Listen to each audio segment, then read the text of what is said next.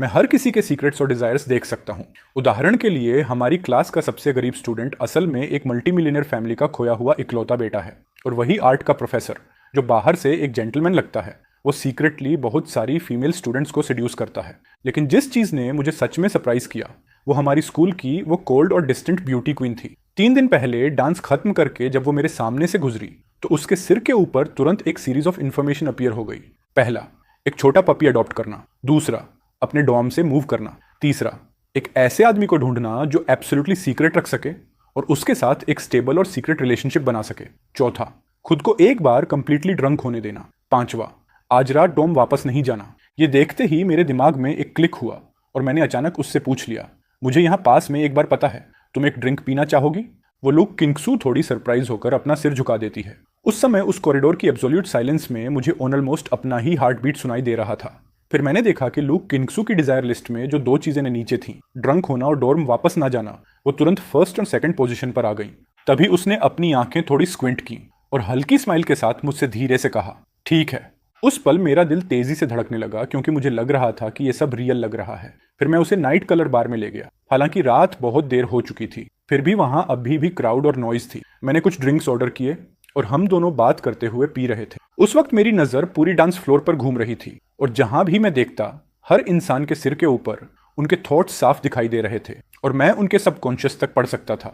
उदाहरण के लिए एक मीडियम चार्म वाली लड़की टेबल पर बैठी थी, ग्लास पकड़े हुए। उसके बाल मेसी थे और वो म्यूजिक के साथ क्रेजीली मूव कर रही थी। उसकी लिस्ट का पहला डिजायर था, मेरा बॉयफ्रेंड फिर से चीट कर गया। मैं मूड में नहीं हूँ, मैं किसी रैंडम आदमी के साथ पूरी रात डुओ करना चाहती हूँ और बदला लेना चाहती हूँ। उसके ठीक सामने एक शांत लड़की बैठी थी, लॉन्ग व्हाइट ड्रेस में, बैकलेस डिजाइन और हाई हील्स पहने हुए। उसके पास एक स्लिक्ड बैक हेयर वाला आदमी था जो किसी सीनियर एग्जीक्यूटिव जैसा लग रहा था और उसके कान में कुछ विस्पर कर रहा था। उस लड़की की लिस्ट का पहला डिजायर था, welcome to the big family of ads, और वो लड़की पूरी तरह इग्नोरेंट थी अपने फेट के बारे में। उसकी लिस्ट का पहला डिजायर था वुड, और उसके नीचे लिखा था, इस ग्रीन ड्रिंक के बाद मैं सिर्फ तुम्हारा बॉडी ही नहीं बल्कि तुम्हारी लाइफ भी चाहती हूँ। बार में लाइट्स हजारों रंगों में चमक रही थी, हर चेहरा रोशनी में साफ दिख रहा था। कुछ लोग ड्रंक थे, कुछ खुश थे, कुछ सफरिंग में थे। 1000 लोग, 1000 फेसेस। मैं ये सब देखते हुए एक स्ट्रेंज स्माइल दे रहा था। आधे घंटे पहले मैं सिर्फ एक पुअर ड्रामा डिपार्टमेंट स्टूडेंट था, लेकिन अब ऐसा लग रहा था जैसे डेस्टिनी के गियर्स घूमने लगे हों। तुम क्या देख रहे हो? लुक किंगसू ने अपना ग्लास एक ही बार में खाली किया और मुझे सोचते हुए देखा। उसे नहीं पता था क्यों, लेकिन आज मैं बहुत ज्यादा अट्रैक्टिव और कॉन्फिडेंट लग रहा था, जैसे मैं सब कुछ कंट्रोल कर रहा हूँ। मैंने उसकी तरफ देखा और उसकी क्वेश्चन का जवाब देने की बजाय पूछ लिया, तुम डॉर्म वापस क्यों नहीं जाना चाहती? वो लुक किंगसू चौंक गई। तुम्हें कैसे पता कि मैं वापस नहीं जाना चाहती? मैंने कैजुअली अपना ग्लास उठाते हुए प्लेफुल टोन में कहा, अगर तुम वापस जाना चाहती तो मेरे साथ ड्रिंक करने क्यों आती? वो हंस पड़ी। उसे लगा मैंने सही गेस कर लिया है। उसने कहा, मैं वापस इसलिए नहीं जाना चाहती क्योंकि मैं अब उन डॉर्म की गर्ल्स के साथ नहीं रहना चाहती। वो मेरे पीछे बातें करती रहती हैं, कहते हैं मैं किसी के द्वारा मेंटेन की जाती हूँ या बाहर एस्कॉर्टिंग करती हूँ पैसे के लिए। मैं थोड़ी देर के लिए स्टंड रह गया क्योंकि यही इमेज मेरे मन में भी उसके लिए बनी हुई थी। वो आगे बोली, मेरी फैमिली की सिचुएशन के साथ मैं ऐसा क्यों करूंगी? क्या मैं अपनी ही कार से घर जाने के लिए किसी पर शक होने से बचने के लिए स्कूल से 1 किलोमीटर दूर एक गली तक वॉक करूं? लेकिन फिर भी मैं उन औरतों की बातें बंद नहीं करा पाती। ये सुनकर मेरे उसके बारे में ओपिनियन अचानक बदल गया। तो वो सिर्फ ब्यूटीफुल नहीं थी बल्कि एक रिच गर्ल भी थी। मेरी मेमोरीज में जब उसने स्कूल ज्वाइन किया था तब से ही काफी रूमर्स फैल गए थे। फिर एडमिशन के बाद वो शांत हो गई थी। उसके बारे में सिर्फ यही बातें थीं कि वो मेंटेन्ड है या सीक्रेटली बाहर कुछ करती है। लेकिन मेरे हिसाब से मुझे पूरा यकीन था कि उसका स्कूल में कभी कोई बॉयफ्रेंड नहीं रहा था। लेकिन ऐसी लड़की आखिर लॉन्ग टर्म स्टेबल पार्टनर क्यों ढूंढना चाहती है डुओ खेलने के लिए? और सबसे इंपॉर्टेंट, ये उसका थर्ड डिजायर था। लॉर्ड सुचेन, तुम अचानक मुझे ड्रिंक के लिए इनवाइट क्यों करना चाहते हो? लुक किंगसू ने अपनी ठुड्डी पर हाथ रखा और अपनी ब्यूटीफुल आईज से मुझे इंटेंसली देखने लगी। मैं हल्की स्माइल के साथ बोला, बिना नजर हटाए, जैसे मुझे पूरा मजा आ रहा हो उसके डिजायर लिस्ट को साइलेंटली पढ़ने का, क्योंकि मैंने रिसेंटली प्लान किया है मूव करने का और एक छोटा पपी अडॉप्ट करने का। मेरे बोलते ही लुक किंगसू की आंखें चमक उठी। मैंने आगे कहा, और आज रात में ड्रंक होना चाहता हूँ। उसकी आंखें और भी ज्यादा चमक उठी। तो आज रात हम सोबर वापस नहीं जाएंगे। दूर एक आदमी हाथ में ग्लास लेकर आया। वो ओरिजिनली लुक किंगसू को ढूंढ रहा था, लेकिन मुझे साथ देखकर वो रुक गया और फिर उस लड़की की तरफ चला गया जो अपने बॉयफ्रेंड से रिवेंज चाहती थी। उस लड़की को देखते हुए लुक किंगसू ने मुझसे पूछा, क्या वो मुझसे ज्यादा ब्यूटीफुल है? मैंने सिर हिला दिया, नहीं, मुझे बस उस पर थोड़ी दया आती है। क्यों? क्योंकि उसे श्याओ लेकर जाएगा। क्या? लुक किंगसू सरप्राइज हो गई। वो मेरे इम्पेसिव चेहरे को इनक्रेडुलिटी से देखती है, फिर उस लड़के की तरफ मुड़कर देखने लगी। उस लड़की को देखते हुए मैंने और कुछ नहीं कहा, क्योंकि मुझे उस आदमी की डिजायर्स की लिस्ट पता थी। शाह उसे दवा इंजेक्ट करके कंट्रोल करता है, फिर उसे फोर्स करता है कि वो काम करके पैसे कमाए। अगले ही मोमेंट लू किंगसू ने देखा कि वो आदमी उस लड़की के पास गया और सच में उसके ग्लास में कुछ पाउडर डाल दिया। वो घबरा गई। नीनी, तुम्हें कैसे पता? उसने पूछा। मैंने कहा, मैं कुछ नहीं कहूंगा, मैं बस दूसरों की डिजायर लिस्ट देख सकता हूं। मैंने एक एक्सक्यूज बना दिया। मैंने पहले ही देख लिया था, इसलिए मुझे पता था। अब क्या करें? क्या हम जाकर उसे बता दें? उसने इधर उधर देखा। Oh my God! लू किंगसू मुझे शौक में देखती रही। उसे समझ नहीं आ रहा था कि मैं ये सब कैसे जानता हूं, और आमतौर पर मैं स्कूल में इतना नोटिसेबल भी नहीं रहता था। चलो, मैंने कहा, लगता है यहां फाइट होने वाली है। इतना कहकर मैंने उसका हाथ पकड़ा, और उससे पहले कि वो लड़का अपनी गर्लफ्रेंड को ढूंढ पाता, मैं लुओ किंगसू को लेकर बार से बाहर निकल चुका था। रात देर हो चुकी थी। हम सड़क के किनारे खड़े थे। पीछे बार की म्यूजिक जोर से गूंज रही थी। अगले ही पल अंदर से स्क्रीम सुनाई दी। फिर अचानक म्यूजिक बंद हो गई और उसके बाद बॉटल्स टूटने की आवाज आने लगी। सच में फाइट शुरू हो चुकी थी। लुआ किंगसू पूरे रास्ते माउथ ओपन करके चलती रही। लॉर्ड सुचेन, तुम हो कौन? तुम्हें ये सब कैसे पता चलता है? तुम सब कुछ कैसे जानते हो? मैंने एक टैक्सी रोकते हुए उसकी तरफ देखा और मुस्कुराया। तुम्हारे आर्ट प्रोफेसर ने तुम्हें सिखाया नहीं? एक्टिंग का सबसे इंपॉर्टेंट पार्ट होता है कैरेक्टर्स को ऑब्जर्व करना। मुझे डिटेल्स ऑब्जर्व करना पसंद है, इसीलिए मैं लोगों के बिहेवियर, आईज और एक्सप्रेशन से उनकी सोच काफी हद तक गैस कर लेता हूँ। ये सुनकर लू किंगसू और ज्यादा कंफ्यूज्ड हो गई। तो लॉर्ड सुचिन, क्या तुम गैस कर सकते हो कि मैं अभी क्या करना चाहती हूँ? मैंने हल्का सा स्माइल किया। Driver, Wanda Vista hotel. इतना कहकर मैंने उसकी तरफ मजाकिया अंदाज में देखा। तो क्या यही है जो तुम करना चाहती हो? लुआ किंगसू अचानक हंस पड़ी। उसे कोई रेजिस्टेंस नहीं महसूस हुआ, बल्कि उसे लगने लगा कि मैं बहुत इंटरेस्टिंग हूं। उसके चारों तरफ एक अलग सा ऑरा था, जैसे पावर का। वो बार बार मुझे देख रही थी। उसकी आंखों में अलग अलग थॉट्स घूम रहे थे। मेरी तरफ से मैं अंदर ही अंदर सोच रहा था, आज सब कुछ अच्छा तो हो रहा था, लेकिन थोड़ा अनएक्सपेक्टेड भी था। महीने का एंड करीब था। मेरे पास कैश बहुत कम था, शायद 1,000 से थोड़ा ज्यादा। लेकिन अच्छी बात यह थी कि मेरे पास अभी भी एक क्रेडिट कार्ड था जिसमें 10,000 युएन का लिमिट था। अगर आज मैं लू किंगसू जैसी गर्ल को होटल ले जा रहा था तो कोई चीप मोटेल ऑप्शन नहीं चल सकता था। वो डिसरेस्पेक्टफुल होता। हम दोनों अपने अपने थॉट्स में थे। तभी ड्राइवर ने ब्रेक लगाया। मैंने ऊपर देखा। वांडा विस्टा होटल का एंट्रेंस सामने था। रुको। कार से उतरते ही लू किंगसू ने अचानक मेरा आर्म पकड़ लिया। क्या हम साथ में एक बोतल नहीं ले लेते? मैंने उसे साइडवेज स्माइल दिया। अभी अभी तो तुमने काफी पी लिया था, पता नहीं क्यों, लेकिन अब वो थोड़ी नर्वस लग रही थी। मैं उस पर ध्यान नहीं दे रहा था। कभी कभी लड़कियां जब कुछ अनयूजुअल करने वाली होती हैं तो स्टार्ट में थोड़ा टेंस हो जाती हैं। मैं समझ सकता था वो फीलिंग। मैंने उसे धीरे धीरे होटल की तरफ ले जाना शुरू किया। कोई बात नहीं, रूम सर्विस से मंगा लेंगे। कुछ ही पल बाद रिसेप्शनिस्ट ने मुझे रूम कार्ड दे दिया। मैंने कार्ड लिया, पीछे मुड़ा और उसका हाथ पकड़कर एलिवेटर में चला गया। पहली बार मुझे ऐसा लग रहा था कि मेरी लाइफ पर पूरा कंट्रोल है। 1 घंटे पहले तक मैं दूसरों की लाइफ एनवी कर रहा था, और अब स्कूल की 3rd ईयर की रिच और ब्यूटीफुल गर्ल मेरे साथ थी। एलिवेटर डोर खुला। 2 डॉल फेस गर्ल्स छोटे लग्जरी बैग्स लिए हमारे पास से गुजरी। Luxury college girls. मैं थोड़ी देर के लिए खुद भी सरप्राइज हुआ। पहले मैं ऐसी लड़कियां सिर्फ सुनता था, कभी देखी नहीं थी। नॉर्मल टाइम पर मैं शायद उन्हें दोबारा देखता या उन्हें इनोसेंट या गॉडेस जैसा फील करता, लेकिन अब उसकी आईज के बाद मुझे किसी भी वुमन को हैंडल करने में कोई प्रॉब्लम नहीं थी। इसलिए उन 2 लग्जरी कॉलेज गर्ल्स के सामने मैं बिल्कुल भी रिएक्ट नहीं किया। ये देखकर लू किंगसू बहुत इंप्रेस हो गई, जिसने मुझे पूरे समय ऑब्जर्व किया था। वो खुद भी एक ब्यूटीफुल गर्ल थी और उसकी फैमिली बहुत रिच थी। उसने अपनी डेली लाइफ में बहुत सारे रिच फैमिली के यंग सन्स देखे थे, लेकिन उसने कभी भी मेरे जैसा आदमी नहीं देखा था जो किसी ब्यूटीफुल वुमन के सामने भी अपना नजर ना हटाए। इससे लू किंगसू को अंदर ही अंदर बहुत सेटिस्फैक्शन मिला। रूम में एंटर करते ही मैंने सर्विस से 2 बॉटल्स रेड वाइन ऑर्डर कर दी। फिर मैं आराम से सोफा पर बैठ गया। सामने पैनोरमिक विंडो से पूरी रिवर का नाइट व्यू दिख रहा था। उसी मोमेंट मुझे फिर से वो फीलिंग आई कि मैं अपनी लाइफ को कंट्रोल कर रहा हूँ। लेकिन लू किंगसू थोड़ी लॉस्ट थी। कमरे के सॉफ्ट कारपेट पर खड़ी वो समझ नहीं पा रही थी कि अपने हाथों का क्या करे। मेरी चार्मिंग फेस और बॉडी को देखते हुए उसका हार्ट तेजी से धड़क रहा था। चाहना और सच में करना दोनों अलग फीलिंग होती है। उसमें अचानक थोड़ी शर्म दिखी। मैंने ऊपर देखा और उसकी नर्वसनेस नोटिस की। अंदर से मुझे एक वार्मथ फील हुई। साफ था कि ये लड़की बिल्कुल इनएक्सपीरियंस थी। सच कहूं तो मैं भी एक्सपीरियंस नहीं था, लेकिन मैं उसके थॉट्स हर मोमेंट पढ़ सकता था, जिससे मुझे इस रिलेशनशिप में एक एडवांटेज मिल रहा था। मैं पहले स्लीपर्स पहन लेती हूँ, उसने कहा और वार्डरोब की तरफ चली गई।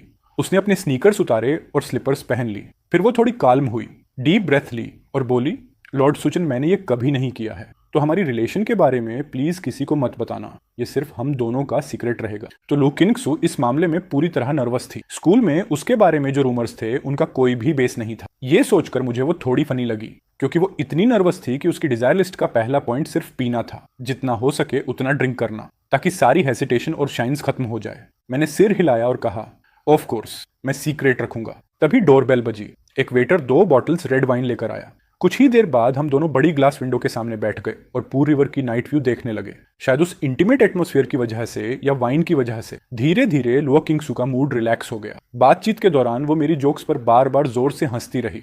मेरी हर बात समहाउ उसके दिल को टच कर रही थी। एक ऐसा फीलिंग जो उसे 20 साल में कभी नहीं मिला था। जल्दी ही एक बॉटल वाइन खत्म हो गई। थोड़ा सा ड्रंक होकर लुआ किंगसू ने मुझे इंटेंसली देखा। अगले ही पल उसने आंखें बंद कर लीं। उसकी चेस्ट तेजी से अप डाउन हो रही थी। यहाँ किस मी, उसने सॉफ्टली कहा। फिर हम दोनों के बीच शब्द खत्म हो गए। अगली सुबह जब मैं उठा, लगभग 1 बजे का टाइम था। मैं बैठा और चारों तरफ देखा, लेकिन लू किंगसू वहां नहीं थी। तभी मेरा फोन वाइब्रेट हुआ। मैंने देखा, लुआ किंगसू का मैसेज था। लॉर्ड सुचेन, अब उठ जाओ, आज मेरी एक सीरीज ऑडिशन है, इसलिए मैं तुम्हें बिना जगाए ही निकल गई। ये देखकर मैं हल्का सा मुस्कुराया और तुरंत रिप्लाई किया, सेफ जर्नी। मैसेज सेंड करने के बाद मैं पिछली रात के सारे मोमेंट्स याद करने लगा, फिर बेड से उठ गया। लू किंगसू सच में एक प्रोफेशनल डॉल लाइफ जी रही थी। मुझे लगा कि वो थोड़ी ऑकवर्ड थी, लेकिन सरप्राइजिंगली बहुत प्रोएक्टिव भी थी। इतना कि मुझे खुद शौक लग गया। शायद इसका कारण उसका रिच फैमिली बैकग्राउंड और डेली लाइफ का प्रेशर था। मैंने ज्यादा नहीं सोचा। अब मेरे पास वो पावर थी, लेकिन सिर्फ विमेन के दिल पढ़ने में इसे वेस्ट करना बेकार था। और सबसे बड़ी बात, मेरा वॉलेट लगभग खाली था। आगे की लाइफ के लिए मुझे वो सब ट्राई करना था जो मैंने कभी इमेजिन भी नहीं किया था, और वो भी जो कभी सोचा नहीं था। लेकिन इसके लिए बहुत पैसा चाहिए था। जैसा ऑनलाइन लोग कहते हैं, केवल पैसा ही खुशी लाता है। दुनिया इनहेरेंटली अनफेयर है, ठीक वैसे ही जैसे वो 2 एस्कॉर्ट गर्ल्स। अगर मैंने लास्ट नाइट इतना पैसा दांत पीस कर खर्च नहीं किया होता, तो मैं कभी भी रियल हाई सोसाइटी के कांटेक्ट में नहीं आ पाता, इवन अगर वो सिर्फ उसका छोटा सा हिस्सा ही क्यों ना हो। लोअर लेवल सोसाइटी, ये कुछ ऐसा था जो 22 साल का एक कॉलेज स्टूडेंट कभी पूरी तरह समझ भी नहीं सकता। वो लक्जरी और रोटन हाई क्लास वर्ल्ड एक अलग ही लाइफ थी, जिसे मैं पहले कभी टच नहीं कर पाया था। कुछ देर बाद मैंने फोन निकाला और कॉल किया। जागू, कहाँ हो तुम? मैं सागा में हूँ, टीम के साथ शूटिंग कर रहा हूँ। भाई क्या हुआ? फोन में बैकग्राउंड नॉइज थी और जागू की आवाज जानबूझकर धीमी थी। मैंने उसे डांटते हुए कहा, स्टॉप एक्टिंग, कैसीनो में हो ना। कैसीनो में क्यों बोल रहा है टीम शूटिंग? जैगू मेरा क्लासमेट था। वो अक्सर हॉस्टल से पैसे उधार लेकर गैम्बलिंग करता था। वो मुझे अभी भी कुछ युआन का कर्जदार था। इस टाइम जब मुझे पैसे कमाने थे, तो सबसे पहले दिमाग में जगू ही आया। भाई इस बार मैं बस थोड़ा ट्राई करना चाहता हूँ, ज्यादा बात नहीं। कहाँ हो तुम सागा में? मैं भी आ रहा हूँ, मैंने सीधे कहा। जगू चुप रह गया। उसके लिए मैं पहले गैम्बलिंग्स के अगेंस्ट था और अब अचानक मैं खुद खेलने आ रहा था। ये उसके लिए कंफ्यूजिंग था। कॉल कट करके मैं तुरंत निकल गया।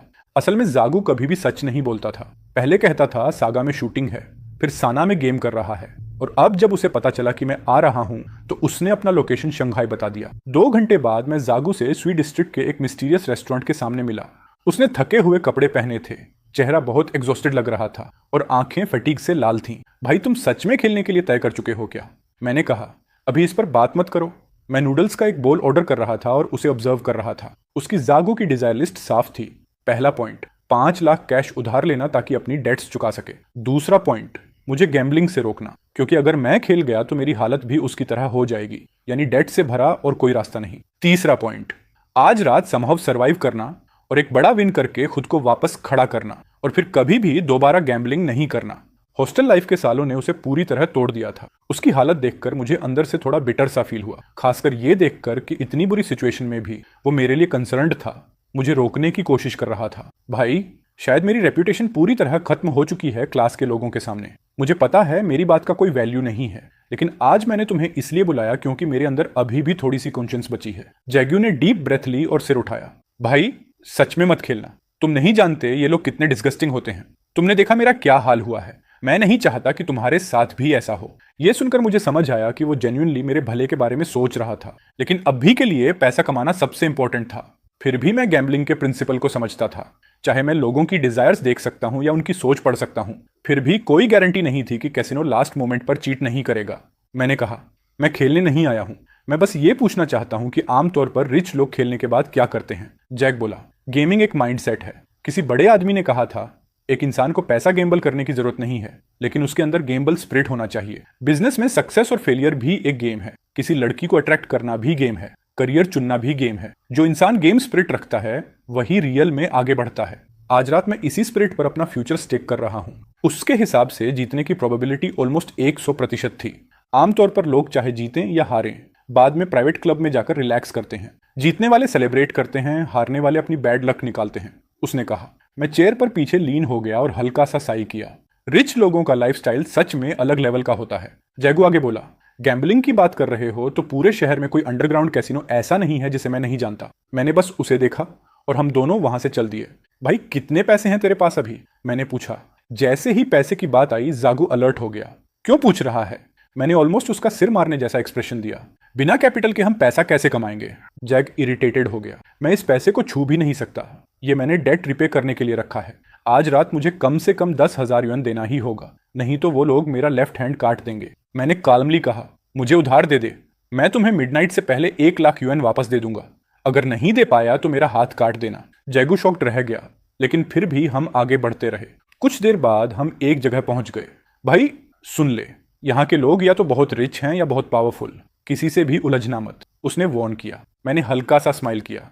मैंने कहा ना, मैं खेलने नहीं आया हूँ, रिलैक्स। पता नहीं क्यों, लेकिन मेरा कॉन्फिडेंट फेस देखकर जागू को थोड़ा बैड फीलिंग आने लगा। हम लगभग 8 बजे तक एंट्रेंस पर ही रुके रहे। जागू मुझे क्लब के रूल समझाता रहा। 8 बजे के करीब 9वीं फ्लोर के सामने लग्जरी कार्स एक के बाद एक आकर रुकने लगी। हर कार से लंबी टांगों वाली अलग अलग तरह की गर्ल्स बाहर निकल रही थीं, किसी ना किसी वेल्थ मैन के साथ। ये सब देखकर मेरे चेहरे पर स्माइल और क्लियर हो गई। 9वीं फ्लोर में एंटर करते ही मुझे लग्जरी होटल की सिग्नेचर स्मेल महसूस हुई। हॉल में हाई क्लास लोग आराम से बैठकर बातें कर रहे थे। हर किसी के साथ 1 या 2 ब्यूटीफुल गर्ल्स थीं। जैग्यू ने एलिवेटर के पीछे एक हिडन डोर की तरफ इशारा किया। असल जगह नीचे है। ये जो गेट गार्ड्स हैं, यहाँ ऑलमोस्ट कोई ट्रबल पॉसिबल नहीं है। मैंने सिर हिला दिया। मैं कैजुअली लोगों को ऑब्जर्व करने लगा। 2 मिडिल एज्ड आदमी थे, मोटे पेट वाले, ड्रिंक्स पकड़कर बातें कर रहे थे। सबसे मजेदार बात यह थी कि उनकी डिजायर लिस्ट ऑलमोस्ट आइडेंटिकल थी। दोनों एक दूसरे की कंपेनियन को चाह रहे थे, लेकिन ओपनली कुछ नहीं बोल रहे थे, बस नॉर्मल बातें कर रहे थे। कुछ लोग 1 लाख युएन से भी महंगी वॉचेस पहने थे। बाहर से वो परफेक्टली एलिगेंट लग रहे थे, लेकिन उनकी डिजायर लिस्ट में बस छोटे छोटे डर्टी और शेमफुल डिजायर्स थे। ये देखकर मुझे थोड़ा स्ट्रेंज सा फील हुआ। यानी ये सपोजिडली हाई सोसाइटी लोग जितने ऊपर जाते हैं उतने ही इंटरनली वल्गर हो जाते हैं, लेकिन फिर भी अपने प्रिमिटिव डिजायर्स को छुपाते नहीं। हमने वेट किया जब तक ज्यादा लोग अंदर नहीं चले गए। जब एक चीप लुकिंग रेड वाइन की बोतल लेकर आया, उसने मेरा हाथ पकड़कर कहा, भाई ये बोतल 6,000 से ज्यादा की है। मैंने बस सिर हिला दिया। सिक्योरिटी चेक के बाद हम एक लॉन्ग लग्जरी कॉरिडोर से होकर गुजरे और फाइनली अंडरग्राउंड हॉल में पहुंच गए।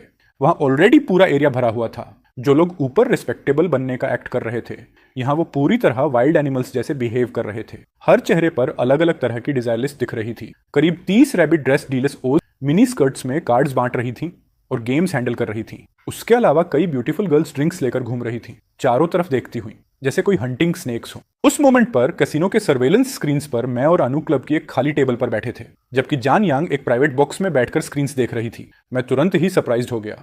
वो मोटो सिटी की फुजंग फैमिली की इकलौती बेटी थी। ऐसे हाई एंड अंडरग्राउंड एंटरटेनमेंट जगहों पर वैसे ही यंग लोग कम होते हैं। अगर कोई रिच फैमिली के बेटे यहाँ फन करने भी आते हैं तो वो लगभग सबको जानती थी, लेकिन उसने इस स्क्रीन में उस आदमी को कभी नहीं देखा था। और हमारी टेबल पर सिर्फ 1 बॉटल इंपोर्टेड अल्कोहल था, जिसकी कीमत 6,000 से ज्यादा थी। ये क्लब का सबसे चीप वाइन था और यहाँ एंट्री का मतलब बेसिकली ये था कि तुम्हें 1 बॉटल खरीदनी ही पड़ती है। यानी ये ऑलमोस्ट एंट्री टिकट जैसा था। इससे साफ था कि मैं कोई रिच फैमिली से नहीं था। जीन यंग के कोल्ड और परफेक्ट फेस पर हल्का सा क्यूरियोसिटी आ गया।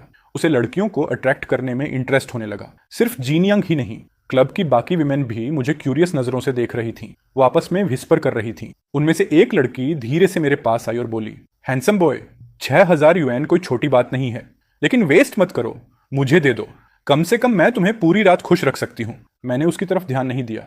मैं बस आसपास बैठे रिच लोगों की डिजायर लिस्ट्स ऑब्जर्व कर रहा था। फिर मुझे एक टारगेट मिल गया। मैंने एक ग्लास रेड वाइन उठाया और कॉर्नर के एक छोटे बॉक्स की तरफ चला गया।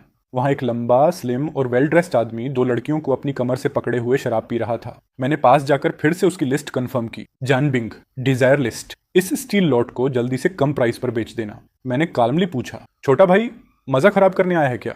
कुछ कहना है? जानबिंग ने एनॉयड होकर पूछा। बोल क्या रहा है? मैंने कहा, बस ये पूछने आया हूं कि क्या तुम अपनी बगल वाली प्रिंसेस को थोड़ी देर के लिए छोड़ सकते हो? जानबिंग पहले रिलक्टेंट था, लेकिन फिर बोला, जो कहना है बोल। मैंने साई करते हुए कहा, बस तुम्हें लड़कियों के सामने एम्बैरेस होने से बचा रहा हूं। जानबिंग थोड़ा एंग्री होकर सीधा बैठ गया और अपने हाथ पीछे खींच लिए। चल हट, मुझे तुझमें कोई इंटरेस्ट नहीं है। मैंने स्लोली अपना रेड वाइन ग्लास हिलाते हुए कहा, तेरे पास अभी भी कुछ टेंस ऑफ थाउजेंड्स युएन ही बचे हैं ना, और तू अभी भी यहाँ खर्च कर रहा है। ये सुनते ही जानबिंग का एरोगेंट फेस तुरंत बदल गया। वो कुछ बोल ही नहीं पाया। उसके पास बैठी एक लड़की थोड़ी डिस्डेन से बोली, तू तो कह रहा था मुझे फॉरेन ट्रिप पर ले जाएगा और ढेर सारे बैग्स दिलाएगा। हाँ हाँ, बिल्कुल दिलाऊंगा। उसने जल्दी से उसे काम किया और फिर मेरी तरफ मुड़ा।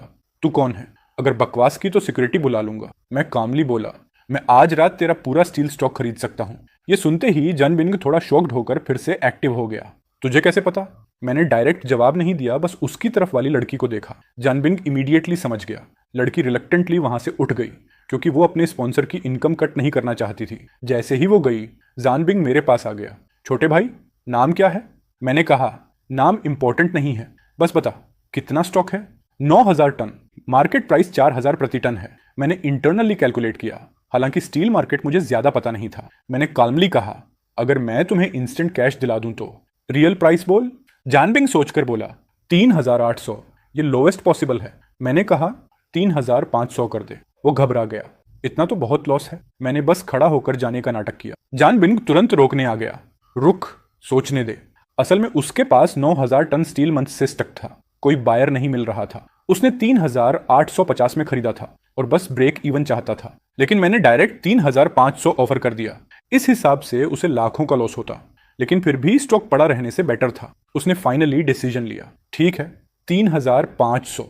मैंने हल्का सा स्माइल किया, लेकिन एक और कंडीशन है। एड्रेस दूंगा, तुम्हें तुरंत डिस्पैच करना होगा। जानबिंग को लगा मैं रिलायबल हूं और जल्दी डिस्पैच करने से स्टोरेज कॉस्ट भी बच जाएगी। वो तुरंत मान गया। हम कार में बैठ गए। सिक्योरिटी के 20 लोग आसपास थे। मैं हाफ एन आवर में डिलीवरी गारंटी करता हूं, उसने कहा। ठीक है, मैंने कहा, तुम यहीं बैठो। मैंने रेड वाइन ग्लास टेबल पर छोड़ दिया, एक सिग्नल कि मैं वापस आऊंगा। जानबिंग ने फोन उठाकर वर्कर्स को कॉल किया। तभी उसे अचानक डाउट हुआ, ये लड़का कैसे जान गया कि मेरे पास अनसोल्ड स्टील स्टॉक पड़ा है? मैं बहुत दूर नहीं गया था। मैं एक दूसरे कॉर्नर बॉक्स में बैठ गया। मेरे सामने एक मिडिल एज्ड आदमी था, टायर्ड फेस, डल आइज, और उसके पास कोई गर्ल नहीं थी। ये मेरी अगली टारगेट थी। Wang Yang. Desire list. पहला, अगर ये स्टील डील फेल हुई तो वो मर जाएगा। दूसरा, इस काम के बाद जॉब छोड़ देगा, बहुत प्रेशर है। तीसरा, अपनी वाइफ और किड्स से अपनी हालत छुपाना। मैं सीधे बोला, मैं तुम्हें 9,000 टन स्टील दे सकता हूं। ये सुनकर वो ऑलमोस्ट शॉक में आ गया। उसकी ड्रंकन हालत तुरंत हाफ क्लियर हो गई। तुम्हें कैसे पता मैं स्टील चाहता हूं? मैंने हल्की स्माइल दी। तुम्हारे एक दोस्त ने बताया, लेकिन वो इंपॉर्टेंट नहीं है। सबसे जरूरी बात यह है कि मैं कल तक डिलीवर कर सकता हूं। हंग अचानक अपनी झुकी हुई हालत से जल्दी से सीधा हो गया। नीचे गिरे हुए शराब की वजह से वो थोड़ा फिसल भी गया। छोटे भाई, मजाक मत करो मेरे साथ। मैं तुम्हें कैसे ट्रस्ट करूं? ये कोई जोक नहीं है। हालांकि मैंने उसे पैसे दे दिए थे ये कहते हुए कि कंस्ट्रक्शन साइट बंद नहीं होना चाहिए और वो जितनी जल्दी हो सके ऑर्डर कर दे। लेकिन मेरी सिंपल बातों को देखकर, अगर मैं सच में इतनी बड़ी क्वांटिटी में स्टील तुरंत अरेंज कर सकता हूं तो फुल पेमेंट में कोई प्रॉब्लम नहीं होगी। 4,600 की प्राइस भी कोई इशू नहीं है। ठीक है, मैं तुम्हें अभी एड्रेस भेज देता हूं। इतना कहकर उसने तुरंत मुझे एड्रेस भेज दिया। मैंने वो डायरेक्टली जान को फॉरवर्ड कर दिया और कहा कि वो इसे जंगबिन को दे दे और कुछ और ना बोले। मैसेज मिलने के बाद जान ने एक ग्लास खाली किया और सीधे जंगबिन की तरफ चला गया। फिर एड्रेस उसके सामने रख दिया। ये देखते ही जंगबिन ने तुरंत अपने वर्कर्स को कॉल किया और ट्रक्स को निकलने का ऑर्डर दे दिया। उस समय प्राइवेट लाउंज में जान यावेन अपने पैर हिला रही थी। उसके हील्स आखिरकार कंट्रोल में नहीं रहे और कारपेट पर गिर गए। इंटरेस्टिंग, लगभग 2 सेकंड के लिए वो फ्रीज हो गई। फिर अचानक उसने अपने शूज पहने और खड़ी हो गई। उसका बॉडीगार्ड जल्दी से उसके पीछे आने लगा। मेरे पीछे मत आओ, उसने थोड़ा सीरियस होकर कहा और वापस मुड़कर निकल गई। डोर के स्लम होने की आवाज के साथ बॉडीगार्ड का रिस्पेक्टफुल एक्सप्रेशन पूरी तरह बदल गया। उसने कारपेट को देखा जहां जीन यावेन चली थी। उसकी आंखों में अचानक गंदी सोच भर गई। मैं तुम्हें और कुछ दिन देता हूं। कुछ ही दिनों में मैं तुम्हें घुटनों पर देखना चाहता हूं, मुझसे भीख मांगते हुए।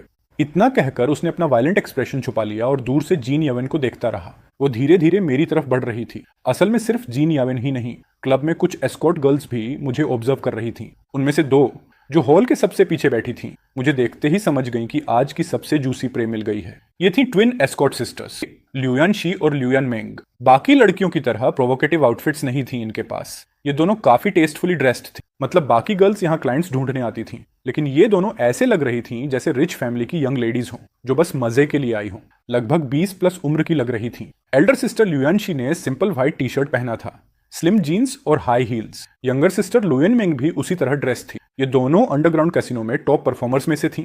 हालांकि जीन यावेन जितनी इनकम्पेरेबल नहीं थी, लेकिन किसी भी नॉर्मल गर्ल के सामने ये इजीली स्टैंड आउट करती थीं। उन दोनों के एक्सप्रेशन से साफ था कि वो मुझ में काफी इंटरेस्ट ले रही थी। असल में वो शुरुआत से ही मुझे सीक्रेटली फॉलो कर रही थी और पास की टेबल पर बैठी थी, नए फेसेस और टारगेट्स को ऑब्जर्व करने के लिए। दोनों एक दूसरे को देखकर स्माइल करने लगी और मेरी टेबल की तरफ बढ़ने वाली थी, लेकिन उनका स्माइल तुरंत फ्रीज हो गया। अगले मोमेंट उन्होंने देखा कि जीन यावेन, जो हमेशा सबके लिए आइस कोल्ड रहती थी, प्राइवेट लाउंज से बाहर आई और सीधे कॉमन टेबल्स की तरफ चलकर मेरी टेबल पर बैठ गई। फिर उसने मुझे स्टेयर करना शुरू कर दिया। उस मोमेंट मुझे भी एहसास हुआ कि कोई मुझे सीक्रेटली ऑब्जर्व कर रहा है। मैंने रिफ्लेक्स से पीछे देखा और देखा कि जीन यावेन मेरी टेबल पर बैठी थी, लेकिन मैंने ज्यादा ध्यान नहीं दिया और वहीं बैठा रहा। मेरे सामने मिडिल एज्ड आदमी था और हम दोनों साइलेंस में थे। वो आदमी बहुत अनसर्टेन था। अगर मेरी बात सच निकली तो उसकी जान लगभग बच सकती थी, लेकिन अगर झूठ निकली तो उसे आगे का रास्ता समझ नहीं आएगा। आधे घंटे बाद फाइनली न्यूज आई। मिडिल एज्ड आदमी की एक्साइटेड आवाज आई, ये लो 10 मिलियन। छोटे भाई प्लीज चेक कर लो। लुआंशी और लुयन मिंग ने दांत भींच लिए। एक डील जो सिर्फ आधे घंटे में हुई और लगभग 10 मिलियन कमा दिया। इवन गैम्बलिंग मार्केट में भी ऐसा मिरेकल रेयर था। दुनिया में सिर्फ 2 जगह ऐसी चीजें पॉसिबल थीं, लॉटरी रिफंड्स और कैसीनोज। दीदी चिंता मत करो, ये जीन यावेन कौन है, वो उस लड़के में इंटरेस्ट कैसे ले सकती है, तो जब तक वो उसका आदमी नहीं है तब तक कोई प्रॉब्लम नहीं है। लुयान मिंग ने दांत भींचे, अपने बैंग्स को पीछे किया, लुयानशी का हाथ पकड़ा और मेरी तरफ बढ़ गई। उस समय हर किसी की नजर मुझ पर थी। लुयन सिस्टर्स, जीन यावेन, सब। इसी बीच जंगबिन, जिसने अभी अभी मेरा ट्रांसफर रिसीव किया था, उसके हाथ कांप रहे थे। छोटे भाई, तुम सच में मेरे सेवियर हो। अगर कभी जरूरत पड़ी नहीं, अब से तुम ही बड़े भाई हो, उसने झुककर कहा। फिर एक विजिटिंग कार्ड दिया और चला गया। जंगबिन को जाते देख जानू पूरी तरह शॉक्ड था। 3 साल में पहली बार उसने इतना पैसा फील किया था। उसी मोमेंट मैंने देखा कि जीन यावेन भी मेरी तरफ बढ़ रही थी। उस जैसी वुमन के पास कैसी विशलिस्ट हो सकती है। अगले मोमेंट मैंने फोन निकाला और सीधे 1 मिलियन जानू को भेज दिया। ये ले, अपनी डेट रिपे कर दे। इसे 6000 वाले रेड वाइन के इंटरेस्ट की तरह समझ। जानू पूरी तरह फ्रीज हो गया। ठीक है, आज एंजॉय कर, दूसरों की लाइफ को अच्छे से देख। मैंने हाथ हिला दिया। भले ही मुझे फर्क नहीं पड़ा, लेकिन बाकी सबकी आंखें जेलसी से लाल हो गईं। हे भगवान, ये लड़का कितना जनरस है। अगर बस आज इसके साथ रह लें तो 10 से 20 हजार आसानी से मिल सकते हैं। तभी जीन यावेन फाइनली मेरी टेबल के सामने आकर खड़ी हो गई। बाकी लोग तुरंत हट गए। इंटरेस्टिंग, पुराने मास्टर की छोटी लड़की खुद ही उसे लेने आ गई है। और अगर पता चल गया कि ये लड़का कुछ इलीगल या गलत काम कर रहा है तो वो तो खत्म है। नहीं, खत्म किस चीज का, ऐसी लेवल की वुमन जैसे जन यावेन के साथ एक ही टेबल पर बैठना। गोस्ट बनकर भी वो हंस हंस कर पागल हो जाएगा। हमारे आसपास लोग या तो इनवूस थे या मजाक उड़ा रहे थे। और रही बात ट्विंस लुयानशी और लुयन मेंग की, वो पहले ही क्वाइटली मेरे साइड में आ चुकी थी। जीन यावेन को छोड़कर वो किसी भी लड़की से कम नहीं थी। ये देखकर मुझे हंसी आ गई। अगर मैं कल वाला इंसान होता तो इन महिलाओं के बारे में कोई भी गलत सोच नहीं रखता, लेकिन अब सब कुछ डिफरेंट था। नहीं, जीन यावेन, पहली इच्छा क्लब की सबसे बड़ी करंट क्राइसिस को सॉल्व करना। दूसरी, मेरे सामने बैठे इस लड़के के सीक्रेट्स को एक्सप्लोर करना। बिना हेजिटेट किए उसके बोलने का वेट करने से पहले ही मैंने जीन यावेन की विशलिस्ट खोल ली। उसकी विशलिस्ट बाकी सबसे टोटली डिफरेंट थी। मैंने इतने लोगों की लिस्ट्स देखी थी, लेकिन जीन यावेन की लिस्ट सबसे सिंपल थी। कैंपस की गॉडेस लुओ किंगसू तक की लिस्ट में 50 से 60 आइटम्स थे। मेरे पुराने दोस्त की भी 30 प्लस आइटम्स थी। एवरेज लड़कों में लगभग 30 आइटम्स और लड़कियों में 60 तक। लेकिन मेरे सामने खड़ी जीन यावेन के पास सिर्फ 4 आइटम्स थे।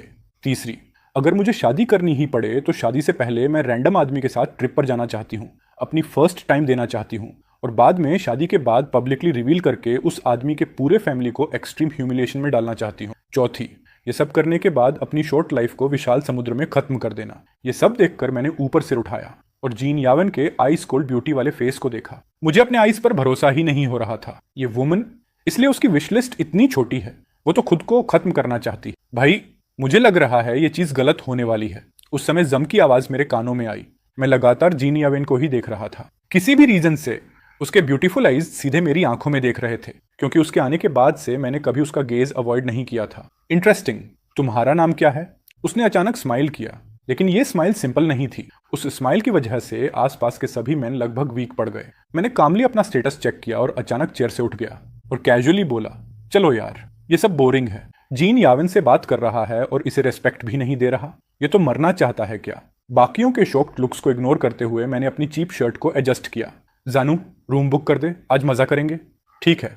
जानू के लिए मैं अगर उसे घुटनों पर भी बैठने को कह देता तो वो कर देता। उस मोमेंट जीन यावेन ने कभी एक्सपेक्ट नहीं किया था कि मैं इतना अरोगेंट हो जाऊंगा। तुम मजाक कर रहे हो? हाँ, लेकिन मैंने उसे इग्नोर कर दिया। लुआंशी थोड़ी सरप्राइज्ड हुई, फिर सडनली हंस पड़ी। छोटे भाई, तुम्हारी एपेटाइट थोड़ी ज्यादा नहीं है? तुम हम दोनों को लेना चाहते हो?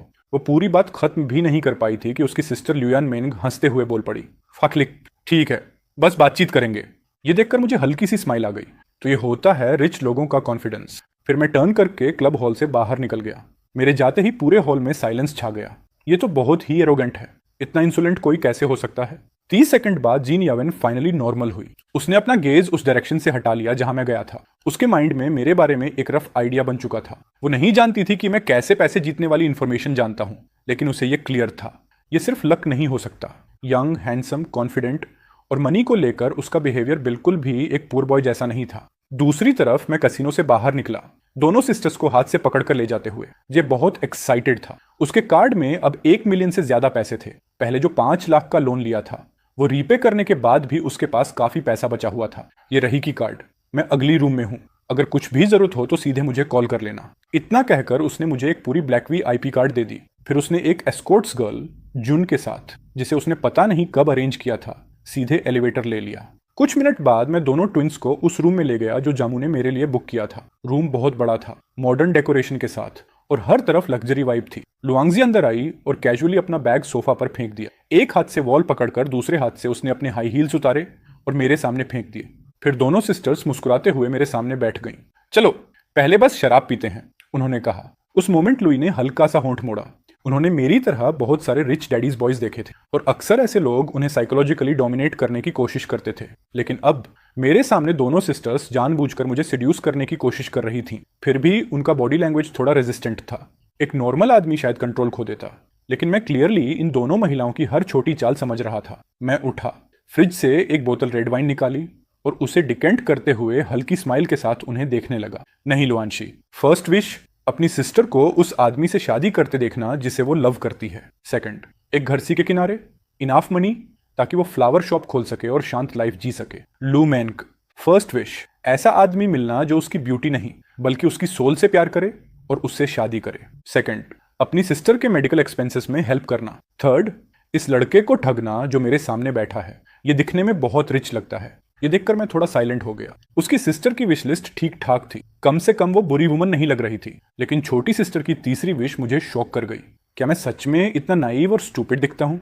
वो मुझे सीरियसली ठगना चाहती है। लेकिन उसका दूसरा विश मेरे ध्यान में आ गया।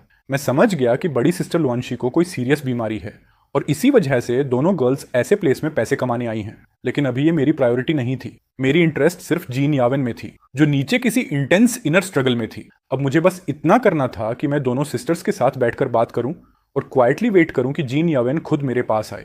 बस मुझे ये नहीं पता था कि वो कब आएगी। 2 घंटे बाद होटल के अंडरग्राउंड बॉक्स में हमेशा आइस कोल्ड रहने वाली जीन यावेन अब थोड़ा एंग्जायस लग रही थी। अब टाइम आ गया है उसे देखने जाने का, उसने अपने आप से कहा और नीचे होंठ काटा।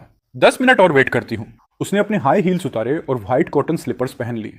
लिगी, शायद मेरी एंगेजमेंट रिंग टेबल पर भूल गई हूँ, मुझे जाकर लेनी है। 10 मिनट बाद जीन यावेन अचानक उठ गई, प्रिटेंड करते हुए कि उसने रिंग खो दी है। मिस, आप यहीं रहिए, मैं जाकर ले आता हूँ, बॉडीगार्ड लिगी ने कहा और टेबल की तरफ चला गया। जीन यावेन ने अपने ब्लैक लॉन्ग बैकलेस ड्रेस को हल्का सा पकड़ रखा था, जिससे उसकी व्हाइट स्मूथ लेग्स क्लियरली दिख रही थी। कुछ देर पहले उसने सीक्रेटली स्टाफ से पता लगाया था कि मैं रूम 2119 में हूँ। जैसे ही लिगी टेबल की तरफ गया, जीन यावेन क्वाइटली बॉक्स से बाहर निकली और बैक डोर से निकल गई। उसी समय रूम 2119 में दोनों सिस्टर्स पहले ही जा चुकी थीं। 1 घंटे पहले वाइन खत्म हो चुकी थी। मैंने उन्हें कॉन्टैक्ट डिटेल्स देकर भेज दिया था क्योंकि मुझे जीन यावेन का वेट करना था। जाते समय दोनों सिस्टर्स कंफ्यूज थीं क्योंकि रूम में आने के बाद मैं बहुत पोलाइट था। ड्रिंक और बातचीत नॉर्मल थी। वो वही आदमी नहीं था जो क्लब में वाइल्ड बिहेवियर कर रहा था। ये डिफरेंस उन्हें बहुत फ्रस्ट्रेटिंग लगा। क्या हमारा चार्म कम था या उसने हमें सीरियसली नहीं लिया? उसी समय मैं रूम में बोर्ड था। मैंने फोन निकाला और लो क्विंगसू से चैट किया, जो अभी अभी इंटरव्यू खत्म करके फ्री हुई थी। क्या कर रहे हो? खाना खा रहा हूँ, फिर मूवी देखूंगा। अच्छा, और किसी लड़की को पटाने का प्लान है क्या? नहीं, सच में मूवी देखूंगा। मैंने साई किया। एक आदमी, झूठ बोलना एक हैबिट बन जाता है। तो मुझे याद करना, उसने इमोजी के साथ लिखा। उस रात की याद आते ही मेरी थ्रोट ड्राई हो गई, लेकिन मैंने फिर भी कहा, मैं तुम्हें क्यों याद करूं, हमारा कोई रिलेशन नहीं। 5 मिनट बाद उसका मैसेज आया, ध्यान से सुनो, अब से चाहे तुम चाहो या नहीं, तुम मेरे सीक्रेट डुओ पार्टनर हो। ये पढ़कर मैं हल्का सा हंस पड़ा। ये लड़की सच में इडियट है। मैंने सच में उसकी विशलिस्ट पूरा कर दिया क्या? मैंने स्माइल करके रिप्लाई करने ही वाला था, लेकिन अचानक फ्रीज हो गया। रूम 2119 का डोर नॉक हुआ। मैं उठा और डोर खोलने गया। जैसे ही दरवाजा खोला, सामने भीड़ थी और वहां खड़ी थी जीन यावेन, वो वही वुमन जिसे मैं हमेशा डिजायर करता था। वो साइलेंटली खड़ी थी, ब्यूटीफुल और कोल्ड।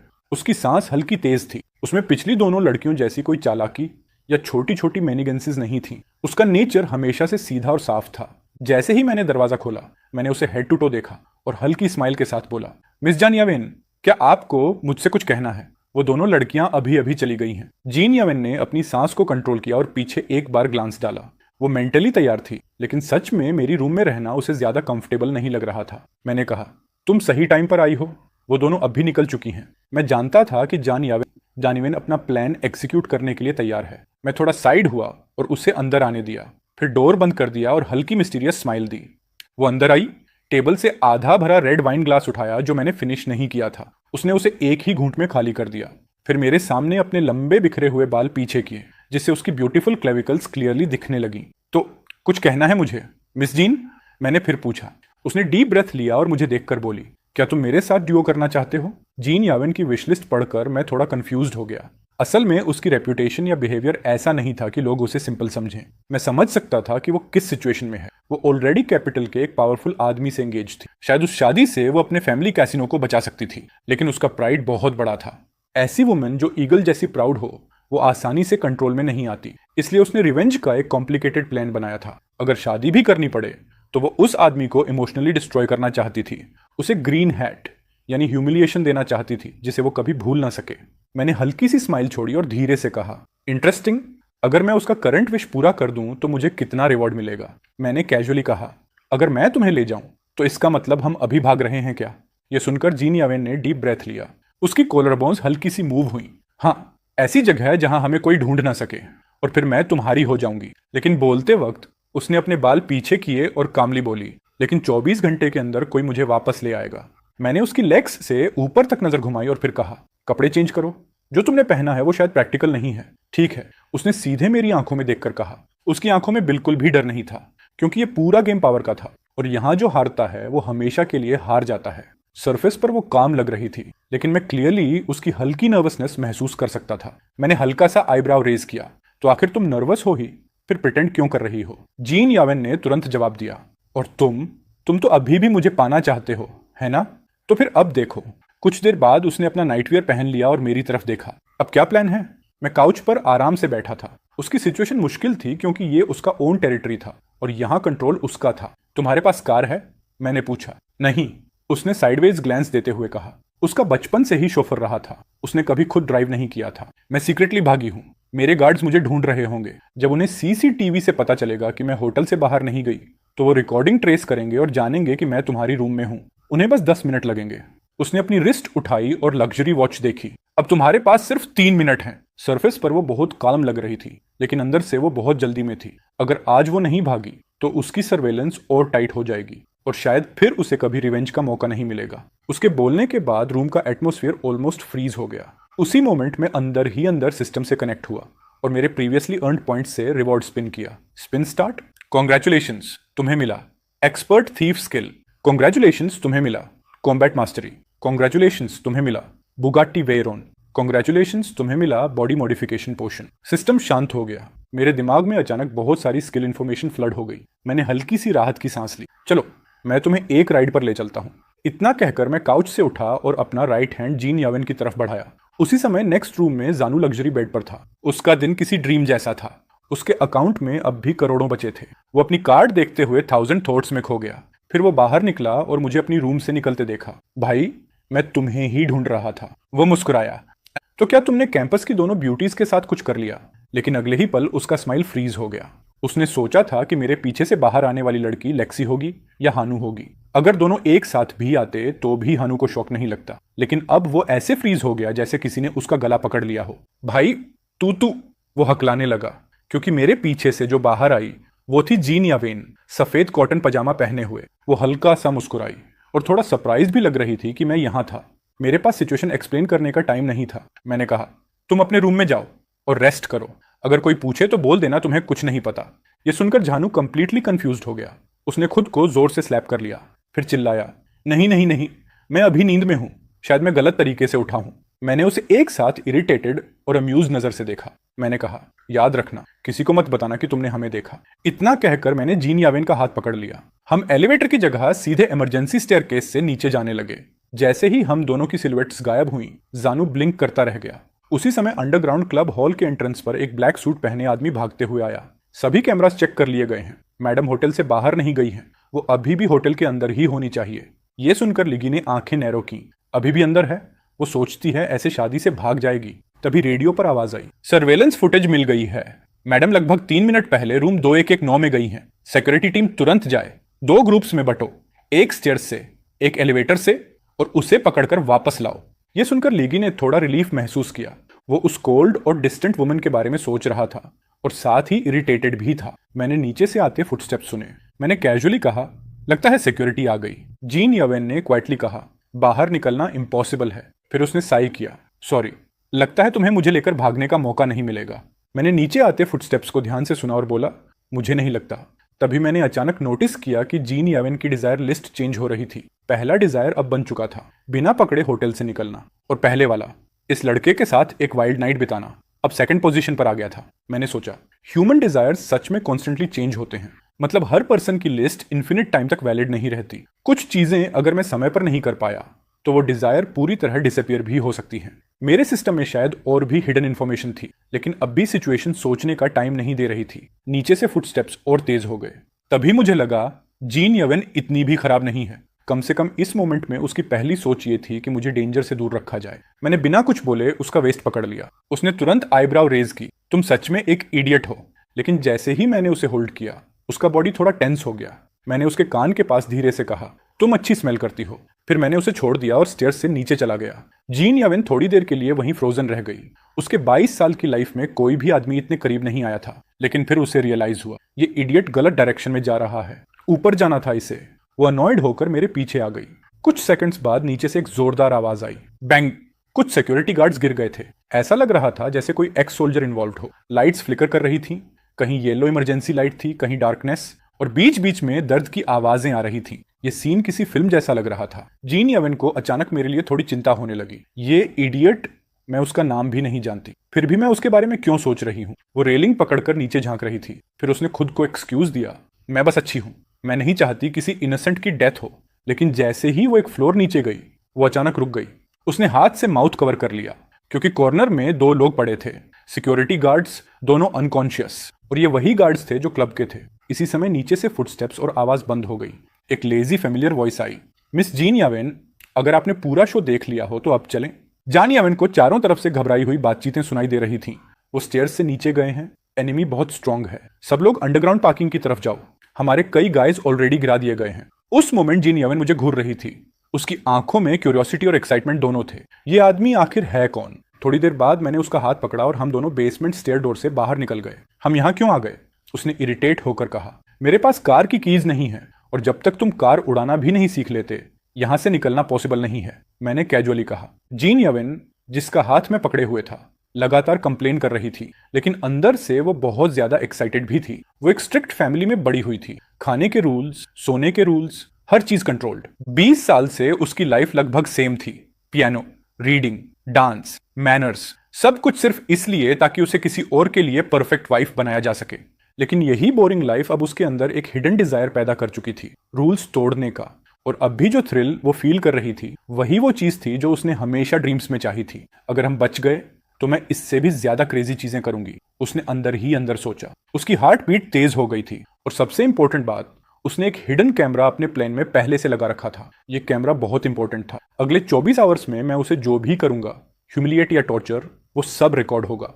और फिर वो वीडियो उसके सो कॉल्ड फियांस को दिखाया जाएगा। उसका रिएक्शन, उसका पूरा ब्रेकडाउन, यही उसका फाइनल प्लान था। और उसके बाद वो व्हाइट वेडिंग ड्रेस पहनकर ओशन में अपनी लाइफ एंड करने वाली थी। मुझे उस समय ये सब पता नहीं था। हम अंडरग्राउंड पार्किंग में पहुंचे। मैं अपनी सिस्टम से मिली बुगाटी वेयन ढूंढ रहा था। थोड़ी देर बाद पीछे से कार अनलॉक की साउंड आई। तुम्हारे पास सच में कार है? जीन यावेन ने आर्म्स क्रॉस करके कहा। थोड़ी शबी लग रही है। मैंने कुछ नहीं कहा, बस कार कवर हटाया, और सामने एक brand new grey Bugatti Veyron चमक रही थी। मैंने कैजुअली डोर खोला और उसे जेंटलमैन तरीके से बैठने का जेस्चर दिया। सिर्फ आने जाने की चीज है, इतना सीरियस मत लो।